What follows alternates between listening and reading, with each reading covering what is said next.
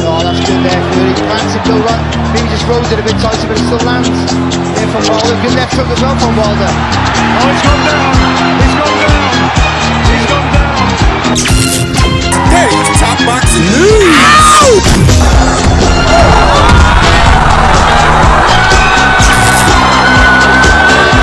D'ailleurs, il peut être un peu plus chez Viviane.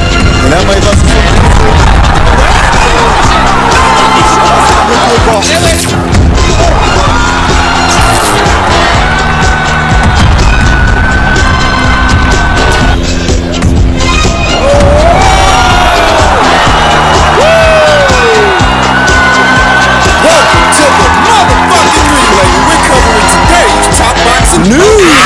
This breaking news, according to Dan Raphael, Top Rank has informed the WBC and Deontay Wilder's camp that Tyson Fury will fight in May or June and then seek the heavyweight title rematch with Wilder in the fall. A source with knowledge of the situation told ESPN on Tuesday. Well, it appears that the gravy train, the proverbial gravy train, has left the station and Deontay Wilder didn't have a ticket. He has been found wanting. These are my thoughts. It's not that the Tyson Fury rematch is impossible. It's not a question of whether it's possible or not possible. Anything is possible. It's a question of likelihood. It's a question of mulling aforementioned factors, existing factors, and seeing just how feasible is the fight itself to come off based on these recent developments in comparison with those factors. Now, Deontay Wilder, he said he's a free agent, and if he is a free agent, then fighting Tyson Fury again, whether it's on ESPN or somewhere else, really shouldn't be a problem. It shouldn't. Because he's a free agent, right? But here we see that Tyson Fury is moving on with or without Deontay Wilder, because he no longer needs Wilder to turn over a profit in America. He's got ESPN for that.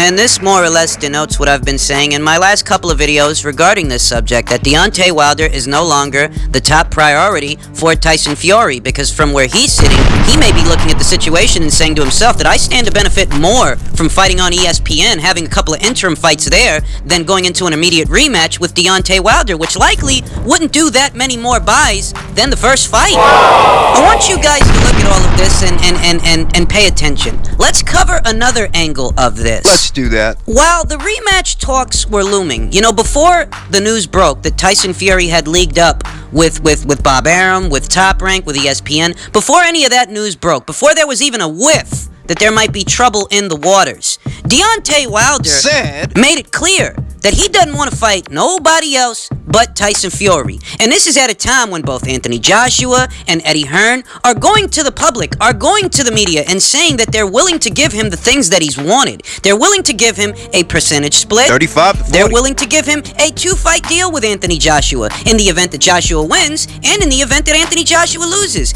And throughout all of this, Deontay Wilder dismissed those opportunities to fight for the undisputed heavyweight championship because he felt the Tyson Fury fight was more important. Now, why did he think that fight was more important? Because this was the last gasp of Deontay Wilder trying to become a marquee fighter in his own backyard. This was his attempt to try to gain some more leverage with Joshua against Anthony Joshua by fighting and defeating Tyson Fury in a rematch. That's why he prioritized the Fury rematch more than the Anthony Joshua fight. But that all backfired. And that's the angle that we're covering here. That while it might have seemed like a good idea at the time, we see how it all panned out, didn't it? We see that Tyson Fury is moving up and moving on. And whoever Deontay Wilder fights, it won't be a fight that's on the scale of the Fury rematch, much less the Anthony Joshua undisputed title fight. And what this really encompasses is yet another smooth move, quote unquote, from Team Wilder. That while Tyson Fury has managed to secure a lucrative deal with a big network in the United States, where does that leave Wilder? Why hasn't Wilder's team secured such a deal for him? And why is it that his own fans don't want to address the varying grotesqueries of his career. Look, if you're a Deontay Wilder fan, what you really need to be asking is why isn't Showtime making Wilder a deal that's equivocal to the deal that ESPN just made Tyson Fury? Why doesn't Wilder have a deal like that? What's he getting out of the situation that he's currently in? Because he says he's a free agent, and yet people are acting like the fight can't happen just because it's on ESPN. If he's a free agent, then going to ESPN shouldn't even be a problem. I've said that 1,000 times, and that's 1,001. But it stands to reason that if what Wilder says is true, really shouldn't matter what commitments Tyson Fury makes. In theory. But here we are. There's a lot of people that want to decorate what goes on with Deontay Wilder. There's a lot of people that want to give you a false presentation, misrepresent the situation because they can't handle the idea that maybe Al Heyman isn't the genius that they make him out to be, and that Wilder's team aren't the think tank of geniuses that they make them out to be. Because it looks a lot to me like, you know what? Wilder got left holding the bag right there with Stefan Espinoza, another guy who got left holding the bag. To sum it all up, in theory, Tyson Fury going to ESPN shouldn't mean shit to Deontay Wilder because according to him, he's a free agent. But how close do you guys feel to a rematch? Do you think they're gonna fight next? No. Does it look like they're fighting next? No. Does it sound like they're fighting next? And yet, your idol, your icon, the heavyweight that you root for, he says he's a free agent. Well, if that's the case, then what's the problem? We all know what the problem is. Y'all just don't want to say it, but I will. Deontay Wilder's career is being mismanaged, and it has been for the longest time. This is just another chapter in the same book. I mean, as if you needed any further confirmation, the WBC weighed in on this thing. They said they've received communications, and Tyson Fury is going to be fighting someone else in May.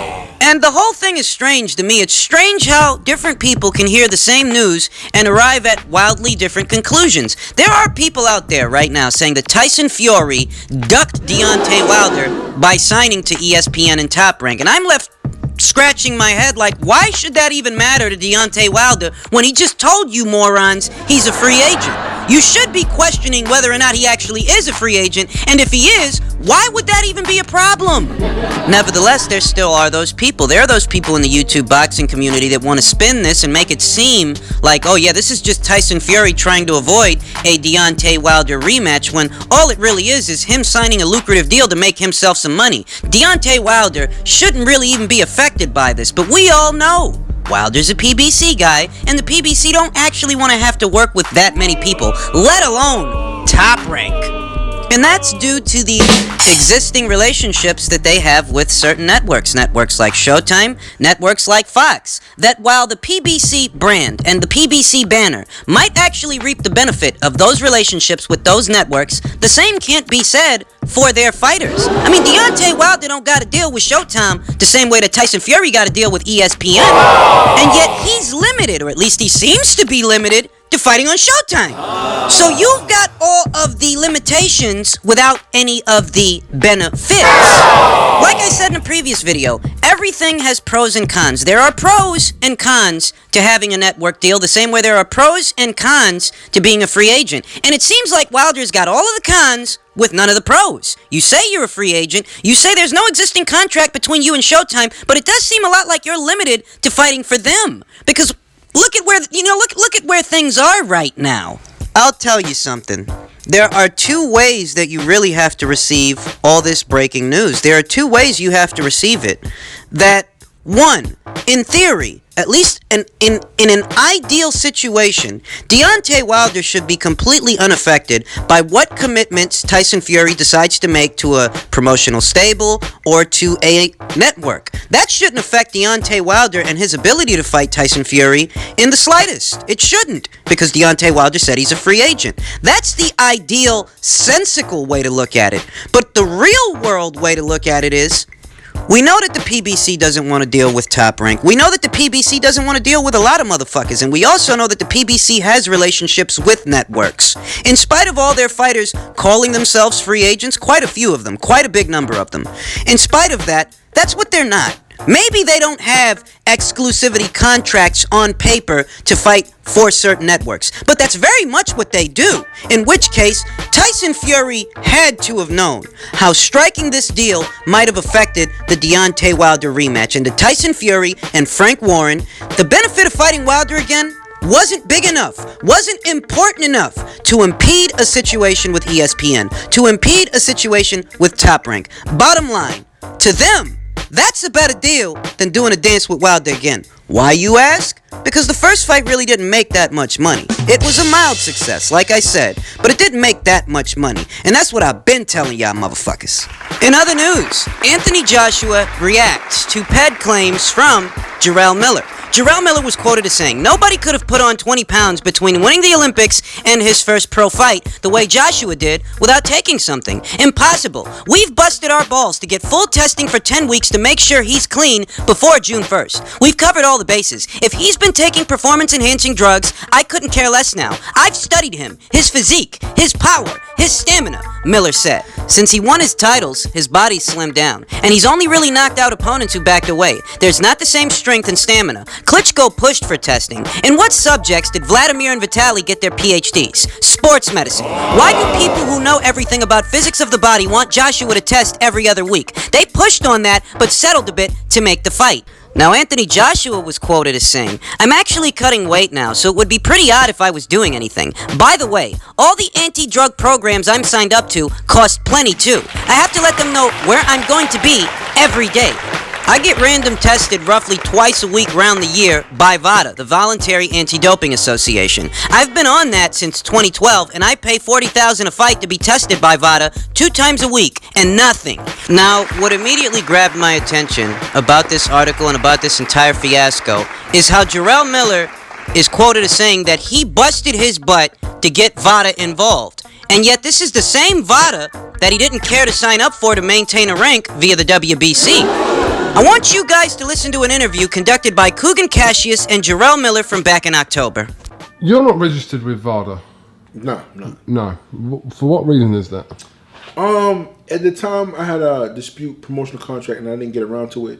And the reason why that I wasn't close to fighting Deontay, I didn't like how certain things were being done with the WBC. And on top of that, it was like, okay, that list gets updated every 2 to 3 weeks. They add something on it. I'm like, how the hell can somebody keep with all this crap you're adding to it? And on top of that is, I travel a lot.